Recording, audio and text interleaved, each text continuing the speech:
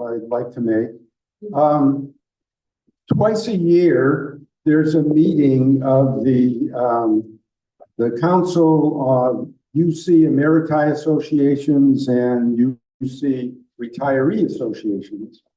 And these meetings are held at different campuses each time. Well, on October 29th and 30th this year, that meeting will be held at UCSC.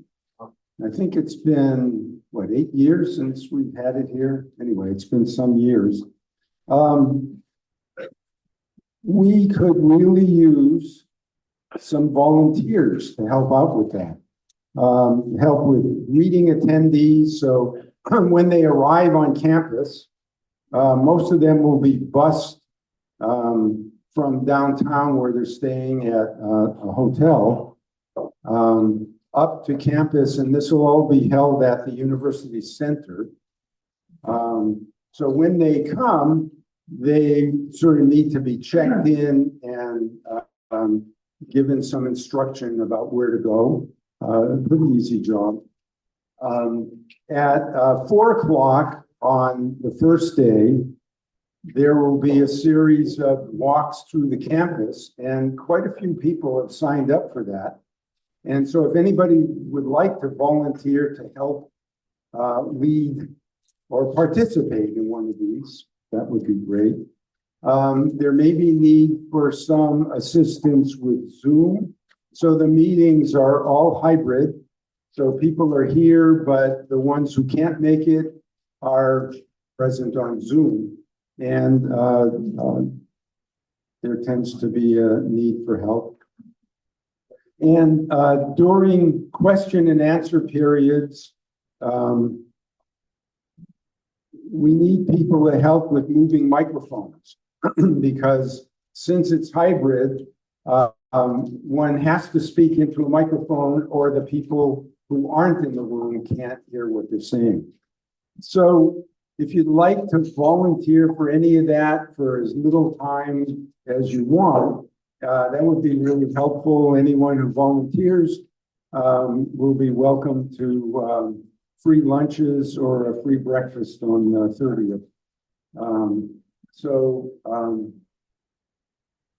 If you're at all interested, see me afterwards or Christy, and we will tell you what to do. Yes, Joey. Can you tell us the date of this, or did I miss it? You missed it.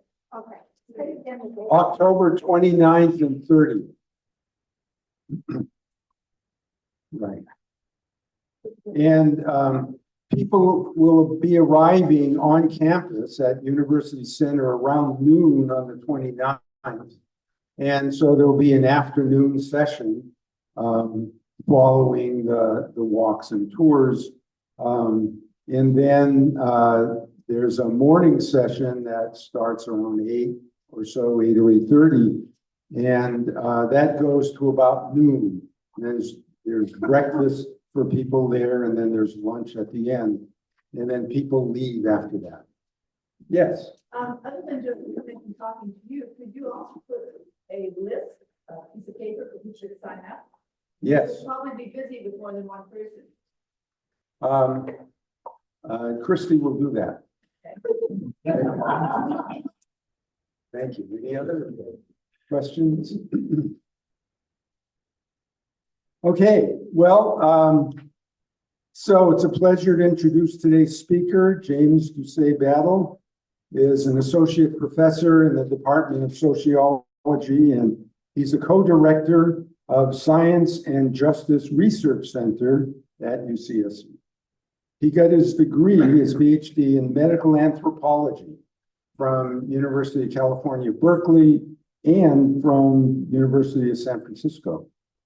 He has extensive background in medical anthropology, sociology, science and technology studies, and African diaspora studies. His research contributes to building a new field of social scientific inquiry on race and risk, community health, and the cultural economies of science and medicine.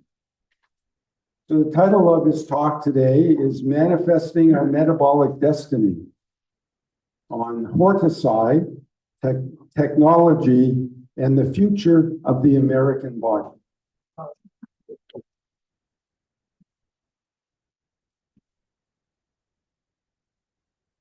Thank you, Eli. Thank you, everyone. Please let me know if you have trouble hearing me. I'd be happy.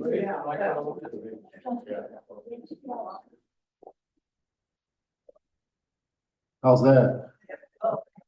D'accord. Well, first to begin, my name is James Doucet-Battle. Something happened in Canada and the Doucets became Doucets. You may be familiar with Lise Doucet, who works for the BBC, French Canadian, so on and so forth. Good. But yes, I am a trained medical anthropologist. My work and my interests pertain in significant ways to this discussion, and in other respects, it doesn't at all, because this is more of a passion than an object of focused research at this time. Before I entered graduate school, I was insanely interested in ethnobotany.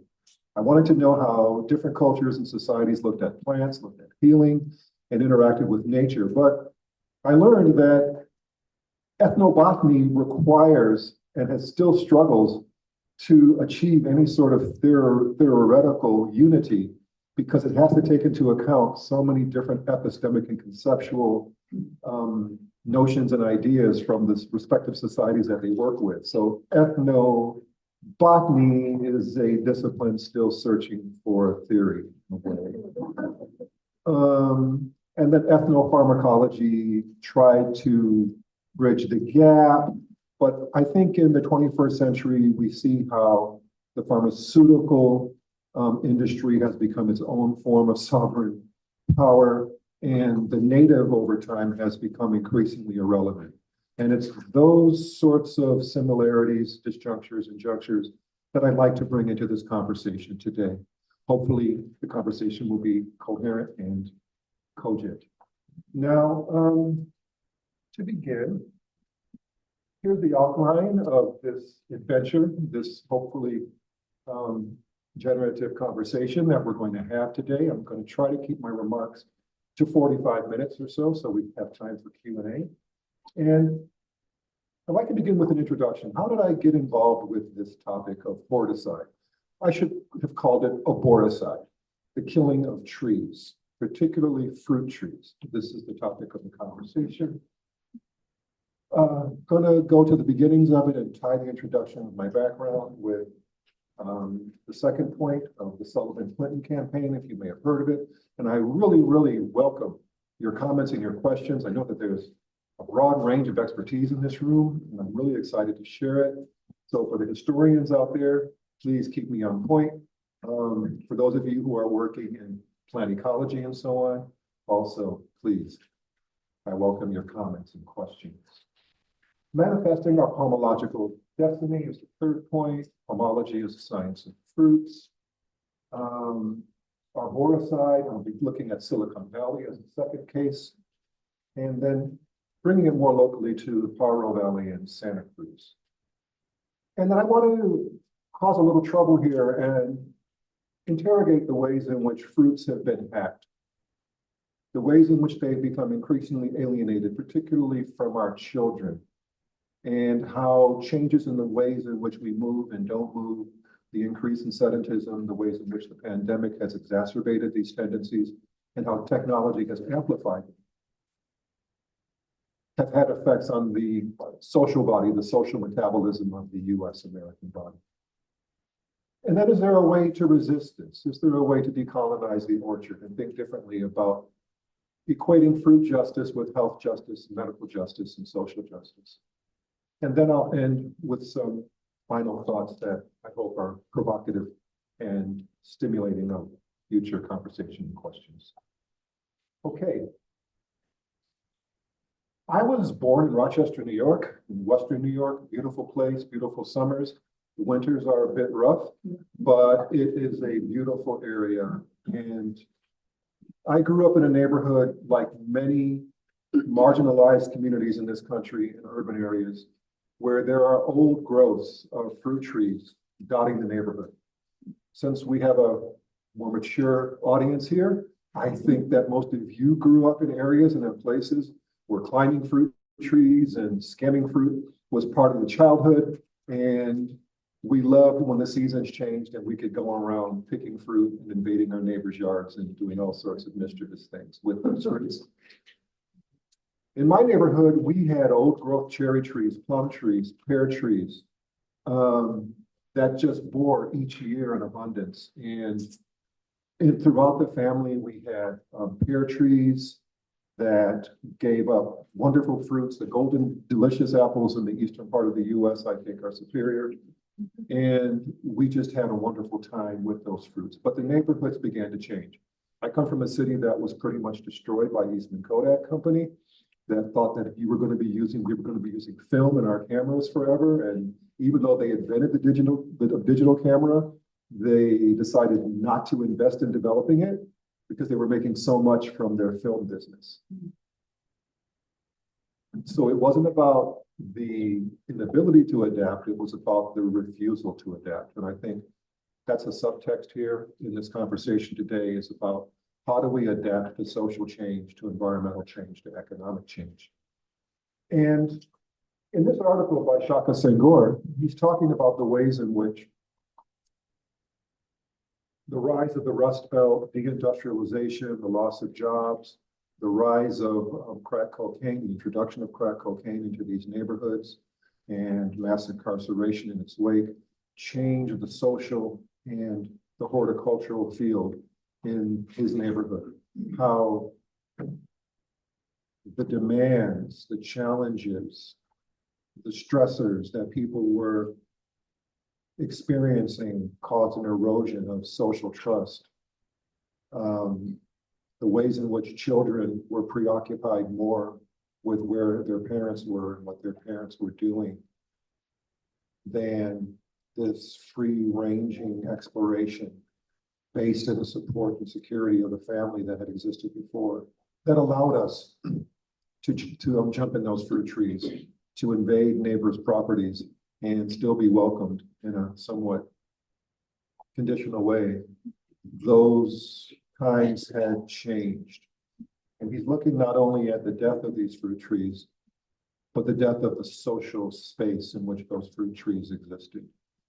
Now, my father and my stepmom lived in St. Petersburg, Florida, and it was a similar thing. The ways in which urban renewal and various designs by real estate developers bulldozed many parts of African-American communities, destroyed many fruit trees, but also the ways in which the transmigration of people and their tastes changed the ways in which people interacted with the fruits growing all around them.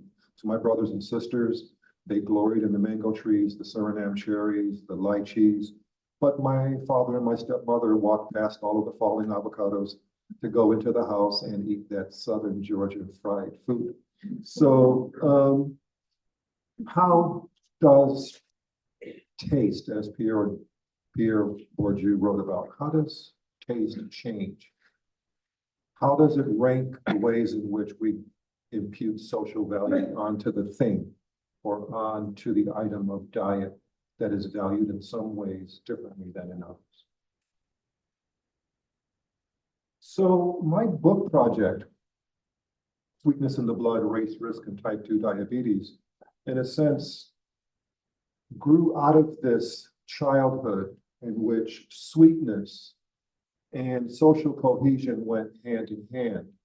But they also were accompanied by racialized notions of type 2 diabetes risk, what we call now food apartheid, and the ways in which the African-American population, and more specifically my family, namely my grandmother, was affected by type 2 diabetes.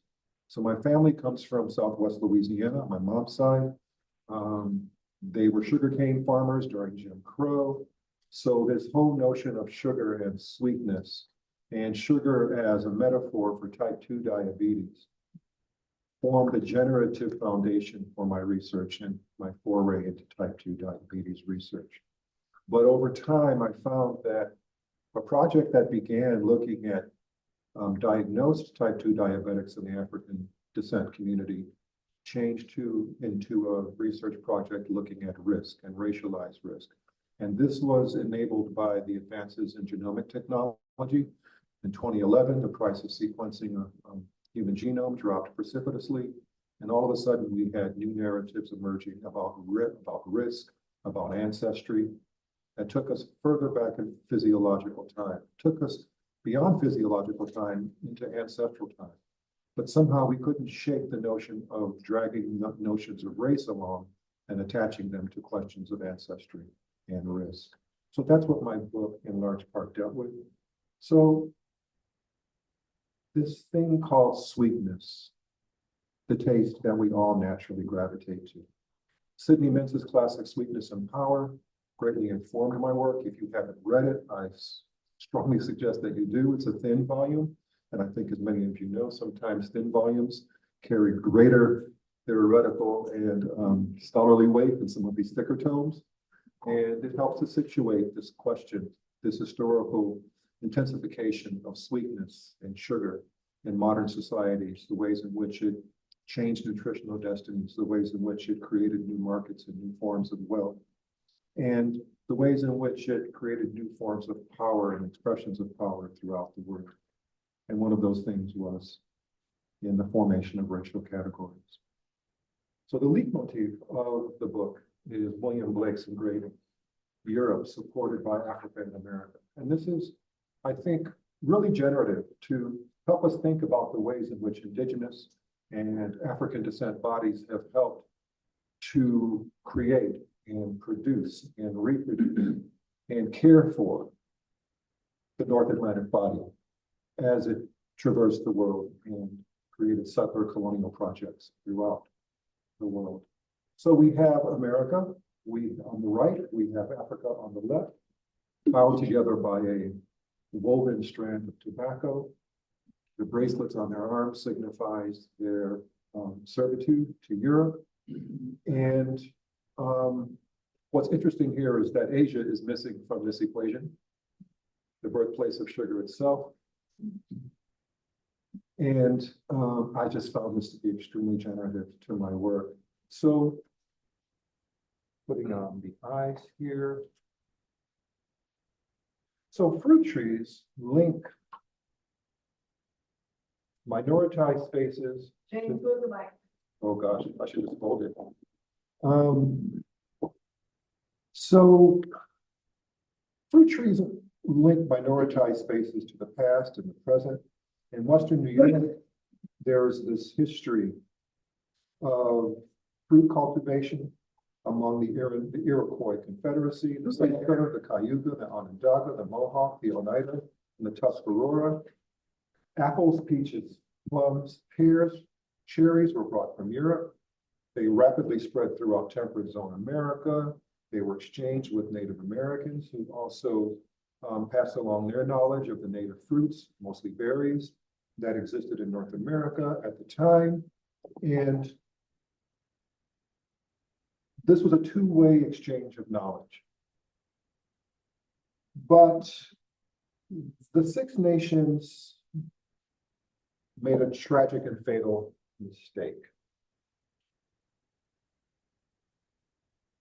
In opposition to voices within the Iroquois Confederacy, Joseph Brant, otherwise known as the Onondaga, launched an attack against colonists, settlers in Western New York. And what's interesting about this is that Joseph Brant, his family was Christian. He was educated in the United Kingdom. He was very much an Anglophile, like many of us, inescapably. And he had affinities and loyalties to the British. The leadership of the Confederacy was concerned that they had no dog in this fight, that this was disagreement between brothers, namely the American revolutionaries and the loyalists, and that they advised for neutrality. Well, Joseph Brant and his associate, Corn Planter was his name, massacred civilians, colonists, and George Washington sent a punitive expedition to teach the Six Nations a lesson. John Sullivan led that expedition. He was seeking to increase his fame, his fortune, his notoriety, and he thought that this would be an excellent vehicle to do so. As you see, he was commemorated with a postage stamp 200 years or 150 years after the expedition. And he later became the governor of New Hampshire. But in the process, in retribution for this massacre at Cherry Hill, New York on October 11, 1778, the Sullivan expedition confiscated and destroyed 160,000 bushels of corn, hundreds of thousands of fruit trees, and laid waste to the fields of the Six Nations. And here's a book that I highly recommend. It's 772 pages. It's Isabel Thompson Kelsey's Joseph Brant, The Man of Two Worlds. Excellent book. It goes into greater detail, and it's just a well-written piece. Piece of work. And I'll have a list of readings at the end. So John Chapman. John Chapman was born 4 years before the Sullivan expedition in Massachusetts. It's difficult to fully parse out the legend from the history of his life. But after the defeat of the Six Nations and other indigenous polities, the expansion of the Western frontier opened new opportunities for settlers such as Chapman and his extended family. Between 1805 and 1812, he had become an orchardist of considerable expertise, an owner of nurseries, and distributor of apple varieties throughout Pennsylvania, Ohio, and Indiana. However, these apple varieties, lacking in sweetness, were used primarily for making hard cider. Yet, despite the strategic and systematic expansion of his business, Chapman became mythologized as Johnny Appleseed, the face of settler altruism who randomly traversed the frontier gifting apple seeds for planting in this terra nullius, or emptied land. Now, those of you who work in plant ecology or who do work with fruit trees know that apple trees do not come true to type. When you plant their seeds, you have to graft them in order to get the varieties that you want. So most, if not all, of the varieties of apple seeds that Chapman distributed and had grown were inedible. And for the children, I think many of us grew up hearing these stories. He was a bit of an unorthodox fellow. He did walk around wearing that pan on his head, which he used as a hat, as well as to eat his cornmeal mush. He went barefoot most of the time, even in the winter. He never married. And he died owning about 1,200 acres. So he was an astute business person. He was not the Francis of Assisi of apple growing, walking everywhere and just distributing seeds and living off of fresh air and sunshine. So the land, we know, of course, was not fully emptied. The Oneida, who lost their land to unscrupulous speculators, were removed to Michigan Territory in 1823 in present-day Wisconsin. The confluence of settler and indigenous expertise in fruit cultivation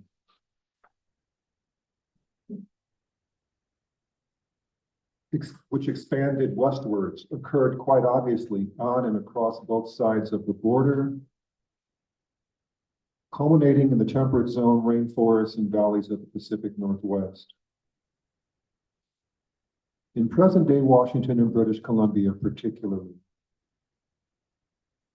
The history here at least in terms of fruit cultivation, tells a story of relationships based on mutual cooperation instead of conflict. But there is this legacy here of those Indian orchards, as Helena Humphreys termed them. Those orchards that had been cultivated by indigenous and Native American tribes and polities in the Midwest and in the West and in the East that were taken over by settlers, excuse me, we were no longer a colony. And she calls these the ghost orchards of the United States. It's the hidden history of the apple in North America. As opposed to Kelsey's 772-page book, this is a beautifully thin volume with wonderful illustrations of apple varieties. And she reminds us that there are over 17,000 varieties of apples. This talk was supposed to be about fruit trees in general, but it kind of evolved into a work that's really talking about apples. I'm going to try to disturb that a bit when it comes to California and the Spanish introduction of fruit trees to California. So in the Pacific Northwest,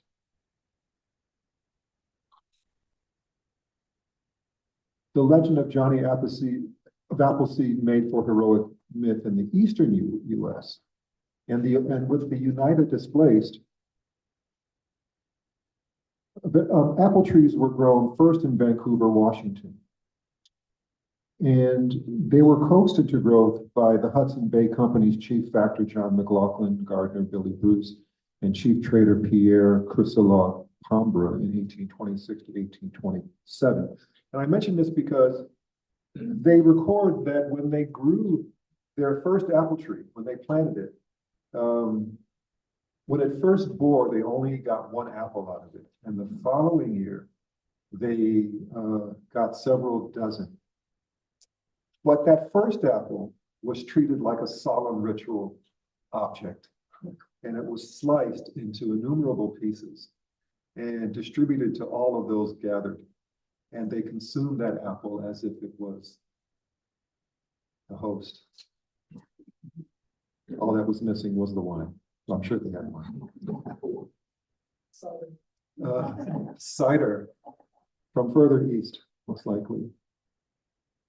So we must not underestimate the social and nutritional value that succulent tree fruits made possible when first introduced, or how they were deprived to people and places, in the case of the Native Americans and to African Americans. It's either Du Bois or Frederick Douglass who writes about enslaved Africans in the United States who were forced to plant an orchard for their master and then build a wall around that orchard. And when these nutritionally and vitamin-starved slaves, enslaved Africans, began to raid the fruit trees, they were punished and given lectures about thou shalt not steal and honor your masters. All of that propaganda. So, who was able to benefit from the growth and the flourishing and the perpetuation of this fruitfulness? Because while the eastern U.S. had a few native tree fruits, such as the American pawpaws, anyone ever had heard of the American pawpaw? Anyone ever tasted the American pawpaw? Wow, you're fortunate. It's supposed to have grown up to grow all around where I grew up, and I've never seen one. You've had one too? Yeah. What is it like? It's very sweet and I think it's a little spicy flavor. Really? Has big, flat, dark seeds. Where did you experience that? In Ithaca? Yeah, West Virginia. Ah, okay. It doesn't ship well, so it never became a commercially viable fruit. But I hear, yeah, it's utterly delicious. My mother said when she was a child, they would see the tree and they would just run to it and just devour them like the fruit-starved kids they were. Wow, that's great. Thank you. So while the eastern U.S. had a few native tree fruits, the pawpaw was probably the only really sweet one. The Concord grape is native, as is the muscadine grape in the southern U.S. But in the West, native fruits consisted mainly of berries and other fruits borne on vines and small bushes.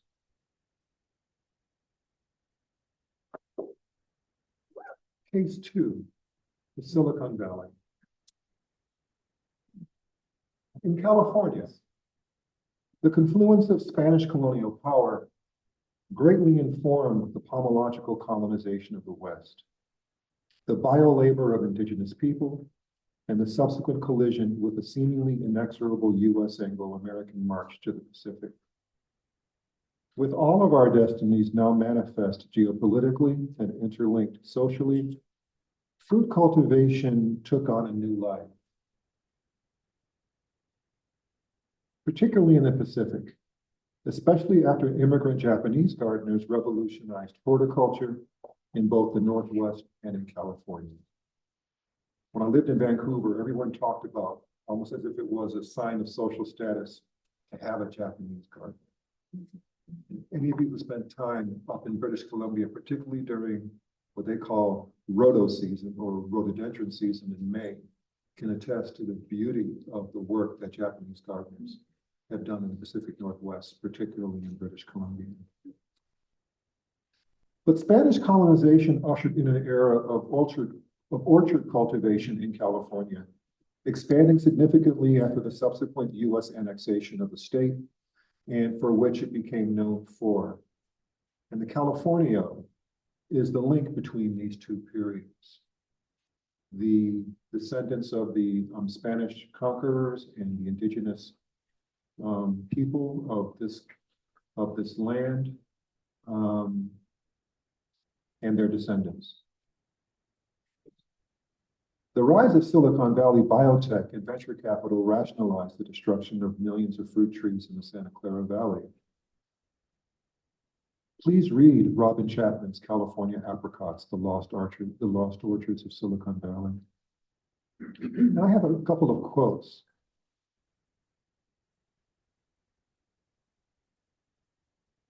That I'd like to share that I got from online.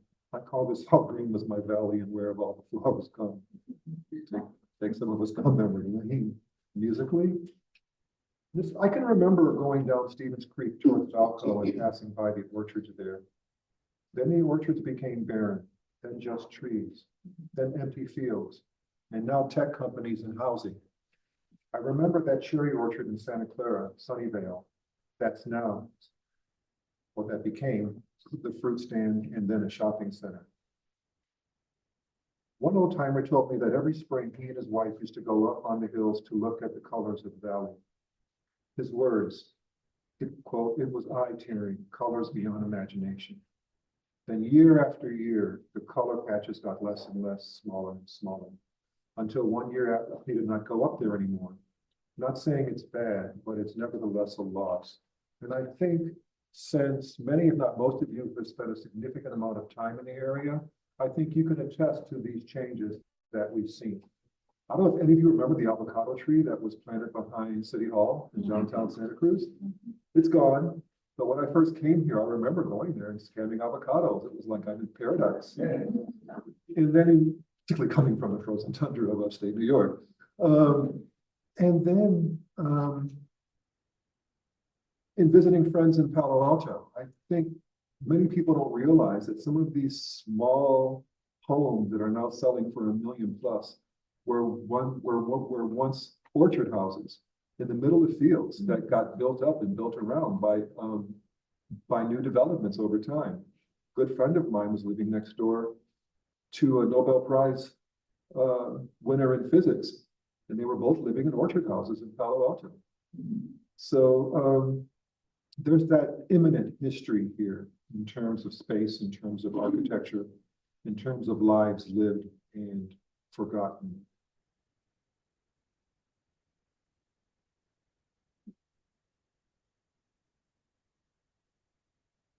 Case 3.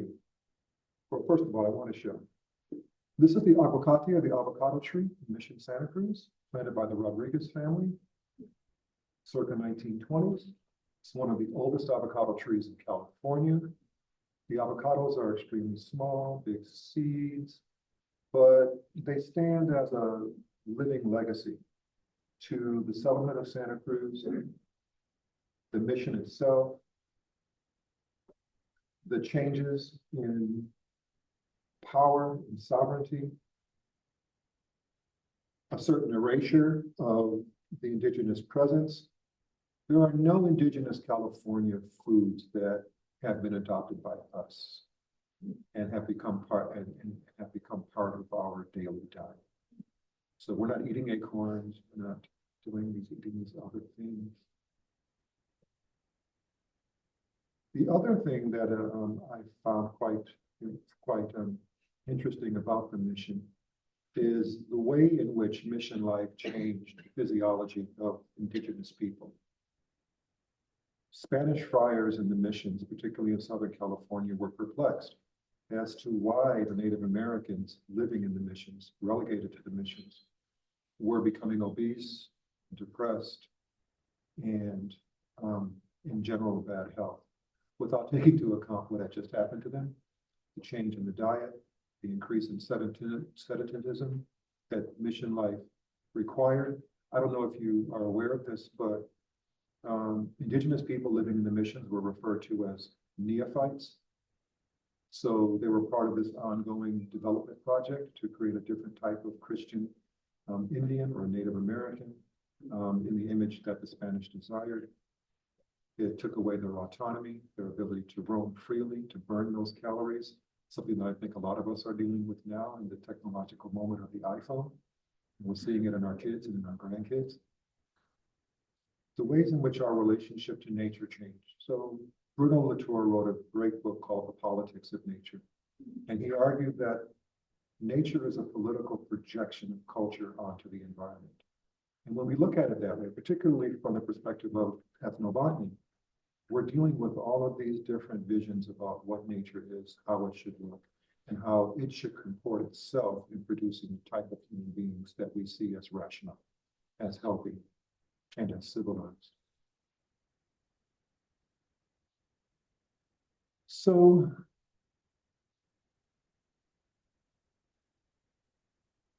the Pajaro Valley, the Gizditch Ranch. How many of you have been there? Yeah. I bought a pie there last month, and in violation of my research objectives, I ate the pie in 7 days. Although, Could you move closer to the mic? sure, yeah. Speak a little louder.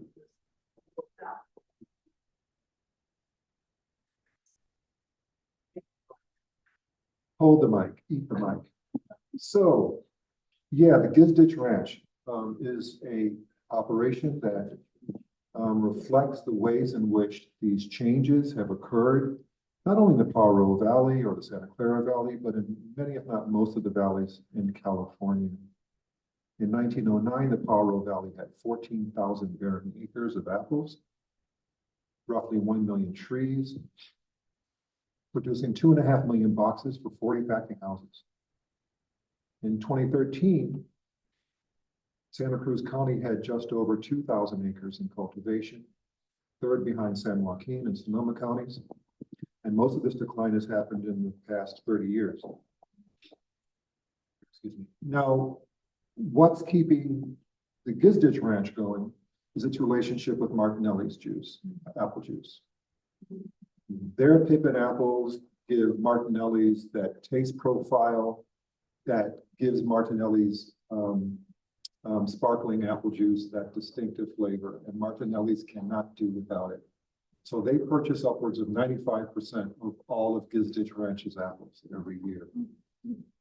Part of my work here has been involved with people at the UC Nutrition and Policy Institute who are advocating for legislation around taxes around sugar-sweetened beverages, and working with Dr. Robert Lustig from UCSF. You might be familiar with his work. He did a video called Sugar, the Bitter Truth, and he's written a book called Metabolical, which I have in my list of readings at the end. And we're looking at the ways in which sugar, fruit juice in particular, as well, contributes to obesity and raises the risk for type 2 diabetes. That said, in talking about disappearing fruit stands, when I was in Marin years ago, I passed by a fruit stand and decided to go in, and he had this cherry cider, this delicious cherry cider. I've been looking for cherry cider for 30 years now, and I can't find it. So if any of you have any leads as to where I might find cherry cider in 2024, please let me know. And we're talking about non-alcoholic cherry cider. So the Gizditch Ranch, the youth picket season began on September 14th. And they definitely appreciate our business, but they depend in large part on their relationship with Martinelli's. In 1996, something happened here in Santa Cruz around apples and apple juice. Does anyone remember? No. If it was only something as benign as frost. Well, when I first came to California, I have some adventuring in Amsterdam. Fruit Fruit fly? Alabama. Huh? Like around Apple. No. No. And we were all here for that, I think. The Odwalla apple juice scandal.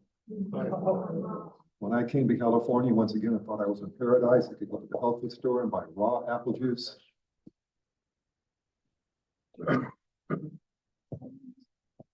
But those apples didn't come from California. They came from Washington. They were contaminated with E. coli. People died. People were left with kidney failure. Odwalla was sued and was subsequently absorbed by the Pepsi-Cola Corporation or the Coca-Cola Corporation. And they lost that cachet.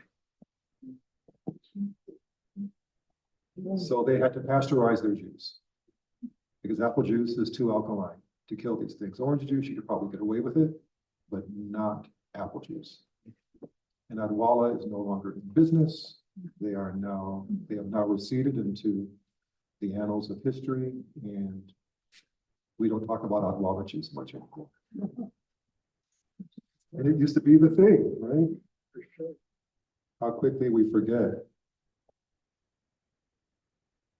So the story of aboricide is not unique to the Santa Clara or Pajaro valleys, but one replicated throughout the state, as I said. The precarities of fruit production in an age of rapid technological and environmental change, fueled by the rapacious expansion of venture capital, exemplifies the political economy of boom and bust cycles so characteristic of the history of the Western U.S. Further, the loss of autonomy, whether in ghost orchards, missions and reservations, in slave regimes, and their respective legacies, pose relevant questions concerning research foci, investigating genetic risk factors for type 2 diabetes and wider health disparities among racialized Native Americans, Latinx, and African descent populations, who I argue in my book are simply the canaries in the coal mine, and that this cardiometabolic cliff that we all seem to have gone over have affected the wider population as well. And we'll get into that in a second. So, is it possible to think about this in terms of statistics?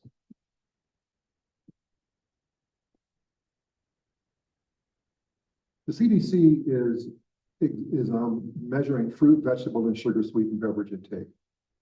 Not intake on a daily basis anymore, but intake on a weekly basis.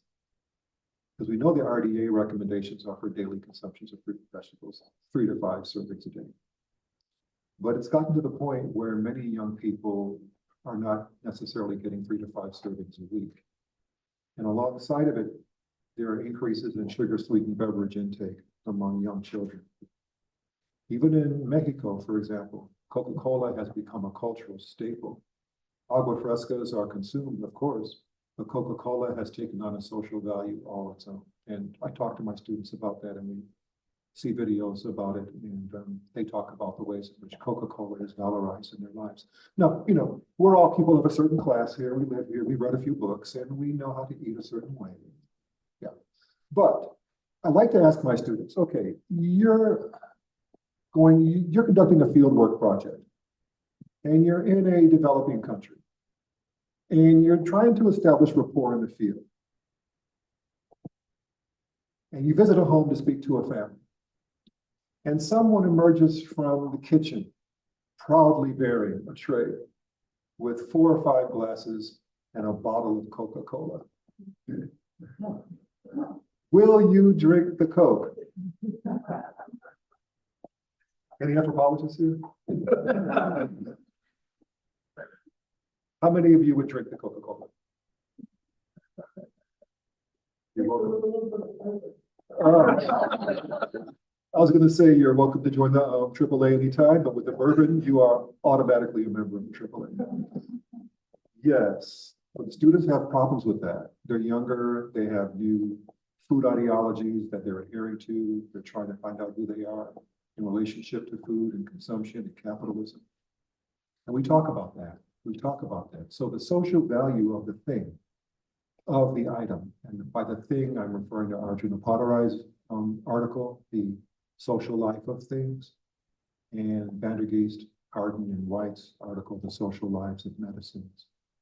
So while fruit and vegetable consumption has decreased, particularly among minoritized populations, sugar-sweetened beverage intake has increased. And I find myself being recruited to take part in various efforts to raise taxes on sugar-sweetened beverages. And I'm really conflicted here. You know, should the victims of concerted advertising and marketing and psychological schemas be made to pay the price for the consumption of things that they choose to consume? I'm conflicted. I'm also open to your feedback on that. So moral panic in the body mass index.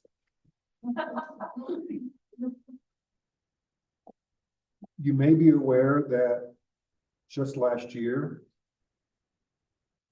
the Academy of Pediatrics decided to double its BMI scales for children from 30 to 60. And that raises questions about the metabolic future of this country. I argue it's a national security question. Children have always been given sugar. We grew up on a lot of sugar. In the 60s and 70s and 80s, we were relatively slim and we ate everything. But what's happened here? Sure, my English friends would say, yes, we gave babies sugar-sweetened tea in their bottles. My Mexican friends say, yes, we give children or babies sugar-sweetened coffee in their bottles. But what's happening to our children today? In recognition of this, the BMI chart has been doubled. And we know that anything above 30 is already in a pretty concerning range. So we see the range for boys, the range for girls. And this had to be done because so many children were presenting to the clinical theater with BMIs that were literally off the chart.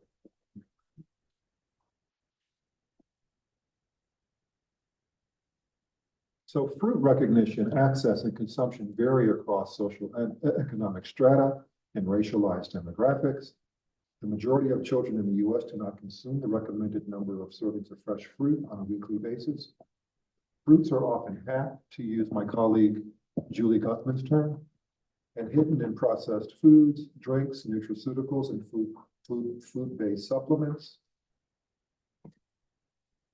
And we're being asked to believe that fruit leather is a wonderful substitute for fresh fruits. Sedentism, as an anthropologist, this is part of my interest in type 2 diabetes and how we have become increasingly sedentized over human evolution once we began to learn, to read and to write and to record memories and to sit down and to do these things. Once we decided that we were going to cultivate grasses, otherwise known as grains, and eat those and not move with the seasons, we began to change. And nothing has really helped to intensify this human movement toward increased sedentism than technological advances. And we know that since the invention or the introduction of the iPhone in 2008, 2007, this has really changed the ways in which we live today, particularly our young people, where you have young children who say that they spent the entire summer in their rooms, on their beds, on their phones. So sedentism enabled by technology was exacerbated during the pandemic. A cultural focus on risk and safety. These fears have supplanted earlier moments when children roamed freely, climbed fruit trees, and in the process socialized fruit consumption among themselves. And the hidden violence of immigrant labor in the fields and orchards remain outstanding matters of concern and political action. Apparently, and perhaps not ironically, it is our turn to embody the nutritional deficiencies and restrictions on physical autonomy that the destruction of orchards meant to Native Americans. Full circle and full stop. Perhaps, just perhaps, we've all gained weight since the pandemic, except for the elderly. The Oneida, since their relocation to Wisconsin, have begun to reestablish their orchards. They have an apple fest every year. And the name of their town is Oneida, Wisconsin. New York State's loss is Wisconsin's gain. And they are actually purchasing orchard land or land for cultivating orchards from the proceeds of their gaming operations. And then there's this question of decolonizing the orchard, the possibility of doing it.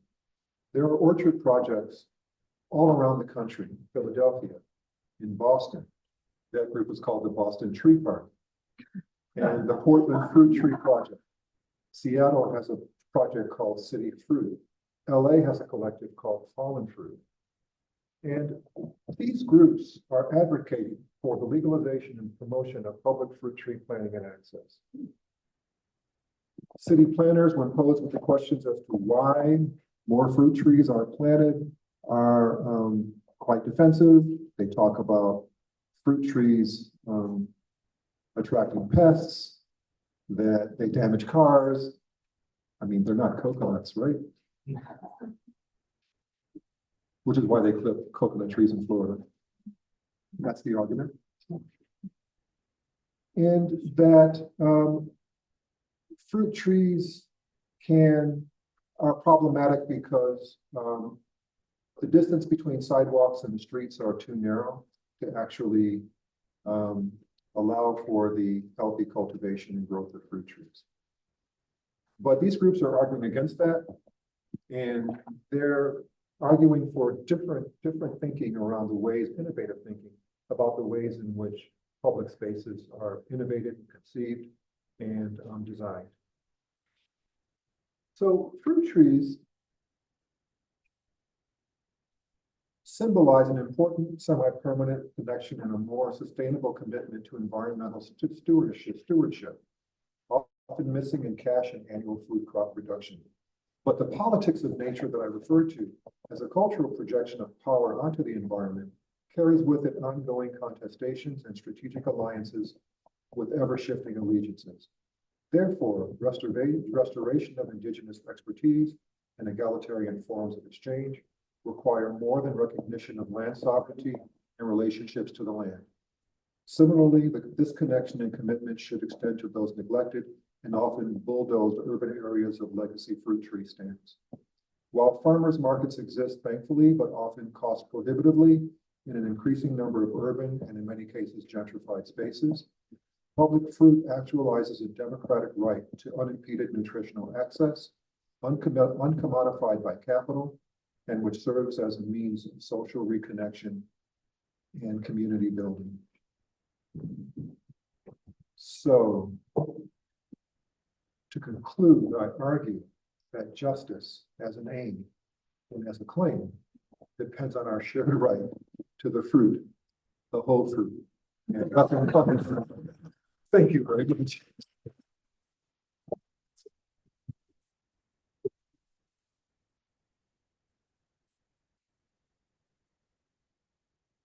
Thank you. There's time for questions. Is there an analogous international situation with some commodity like fruit that has been lost to the world and with the health consequences? Well, I think climate change is one of the biggest correct. Right. Oh my gosh, yeah. I was feeling so free. Climate change is one of the biggest threats, I think, to the sustainability of not only permaculture, but also agriculture more broadly. Human encroachment. This is something that we have to think about in terms of ethnobotany more generally, but human encroachment has definitely began. I think we saw this in the example of Silicon Valley, has had an effect on the ways in which fruit trees are protected and maintained and sustained. More globally, it's the same thing. It's happening in Jamaica and the West Indies. When I go down there, all of these new developments are going up. A lot of fruit trees are being chopped down. We have issues around the ways in which these fruit trees, because I'm also familiar quite intimately with the West Indies. It's a place I love to be. Fruit trees are seen by people as their lifeline. And someone in Jamaica once told me, if it wasn't for our fruit trees, we'd be dead. So there are two major fruit trees that came out of colonization that form part and parcel of the Jamaican diet. One is the ackee tree, which we talked about, a tree from West Africa, which is poisonous unless the fruits are ripened, and it can kill you. It has high amounts of hypoglycin. But once the fruits open on the tree, you can harvest the arrows inside, and you cook them up, and they look just like scrambled eggs. People eat them with salted codfish, another product of the triangular trade, and they eat them with something called breadfruit. So the mutiny on the Bounty. Captain Bligh was sent to Polynesia to go and get breadfruit trees or some seedlings to bring to the Caribbean to feed the slaves. And his crew mutinied because, hey, why this and why for them when we don't have any water to drink? So he was mutinied, and you know the story. But those trees were brought to the West Indies, planted in St. Vincent, where the colonial botanical garden was situated. And those breadfruit trees were distributed all over the West Indies.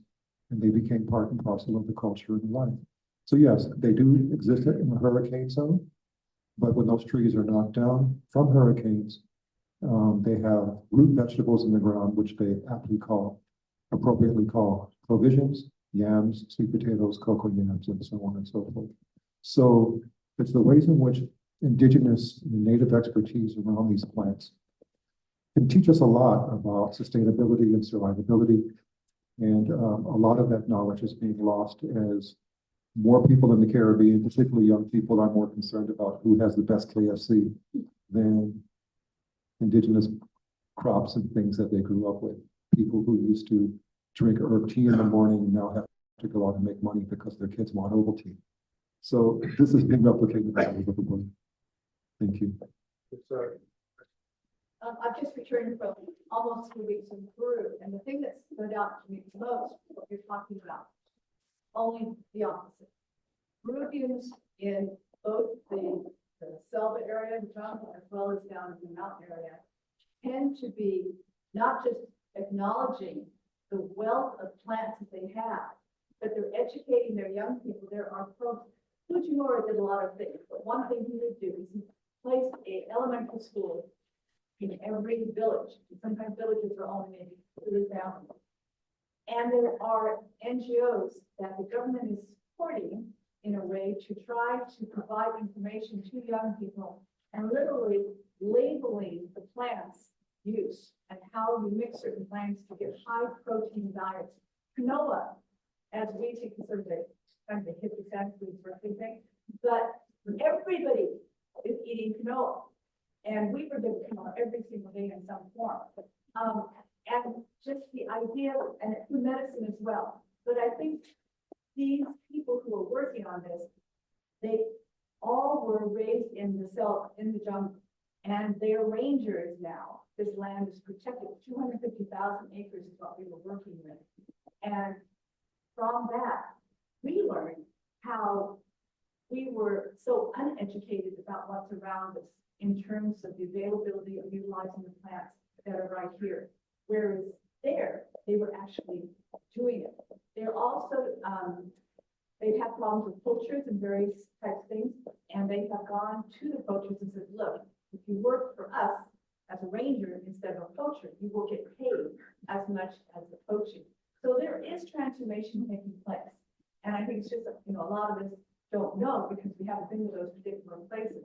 But I found it so encouraging. And these are young guys in their late 20s, 30s, and they were out there every single day in some capacity trying to educate and along many, many lines. That's wonderful, and it's great to hear, because as you know, that area in Mesoamerica were two of the really foundational areas of fruit and vegetable development and cultivation in the Western Hemisphere. If you've ever read Carl Sauer's work, Sauer, he dedicated his life to talking about the ways in which the Andes served as a site for the proliferation, the generation, and the development of all of these different foods that we now take for granted. Shelley? Someone was asking whether this is, I don't know exactly how we put it, a global phenomenon happening elsewhere. I wanted to say that while in the first few centuries of Euro-American expansion across this continent, there was a lot of deliberate destruction of not just plants, but herds of bison and so forth, specifically in order to remove the food basis that we use. Now something, it's a different thing with crops for export.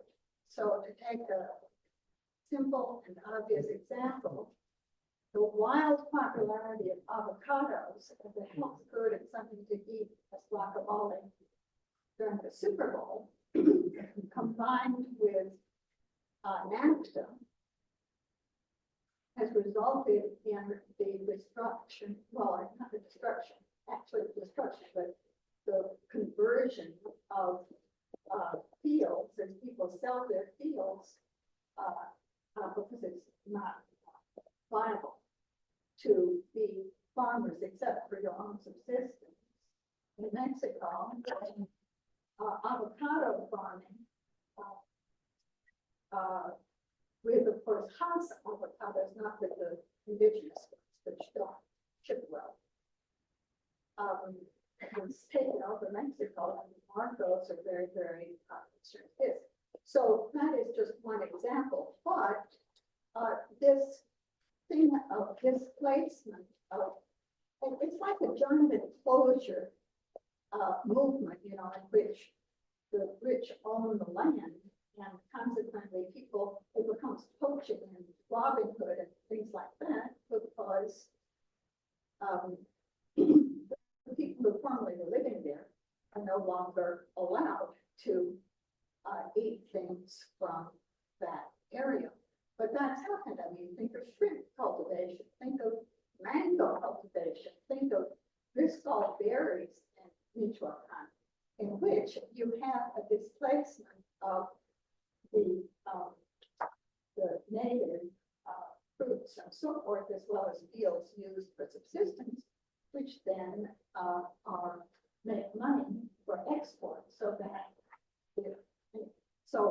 in other words, I think that there's the destruction of indigenous plants and food sources has different motivations in different centuries, but the end result is analogous.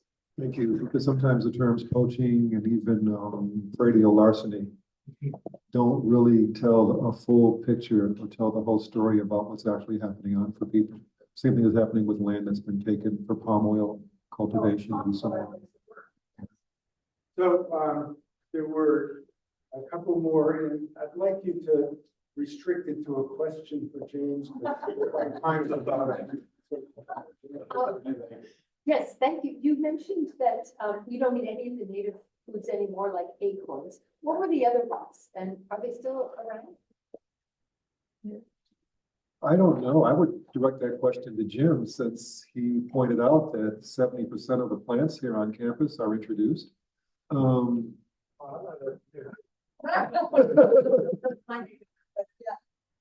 appreciate that, Jim. Are llama berries native? Are they native to the area? I never heard of them until I came here. Yeah. So mostly small berries, fruits, and salmon, a lot of animals. Certainly eat mulberries and salmon. A lot of animals that What are eat- the ones that are made for here? Well, the thing is that a lot of them are still here. It's just that they're not resorted to the same degree anymore. So during the missions, whenever there were droughts and their crops failed, they would let the Indians loose to go back out in the forest for and forage for the foods that they had eaten before.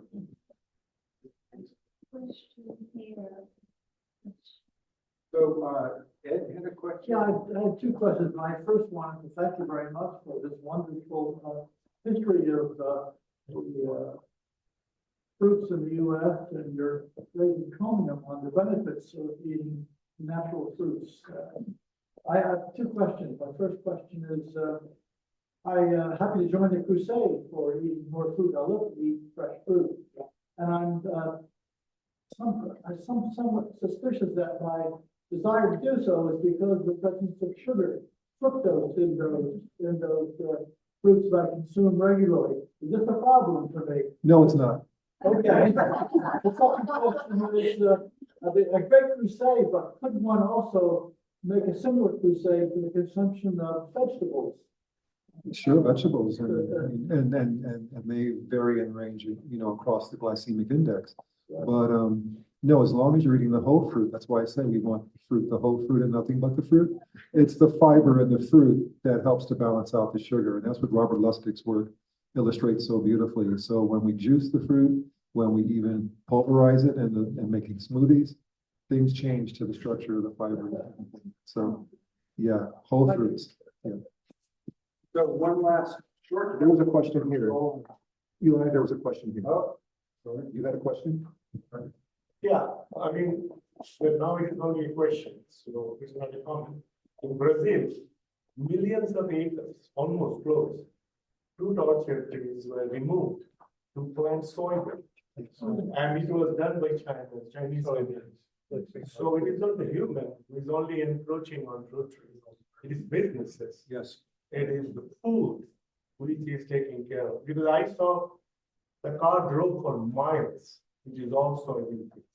With 3 years ago, when I went, there was nothing. It was all fruit trees. That's what I got. And the increasing global demand for animal protein is driving a lot of this. That's what I got. Wonderful call. Thank you so much. I was just wondering, with one's limited time, limited energy, there are so many issues that are worthy of a person's time. And you said that this is a passion project. So just a slightly personal question, why this a passion project? Because I spent a lot of cold, lonely winters in upstate New York reading books about tropical fruits. All right, last question. Yes. In Colin's book, The Botany of Desire, one of the 5 chapters is about Johnny Appleseed. And he explains, as you mentioned, that apples, if planted from seed, don't grow true. So the seeds are very different from the growing plant.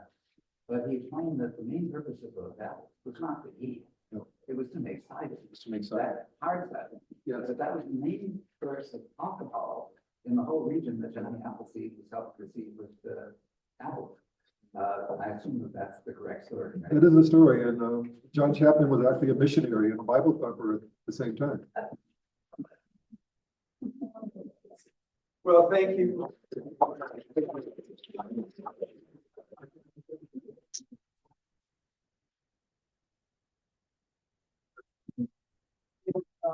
Bring your boxes and